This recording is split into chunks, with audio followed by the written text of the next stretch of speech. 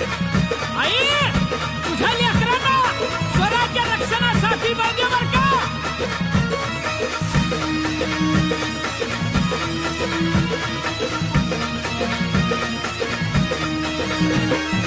आई भवानी शक्ती दे ग विशाळगडाला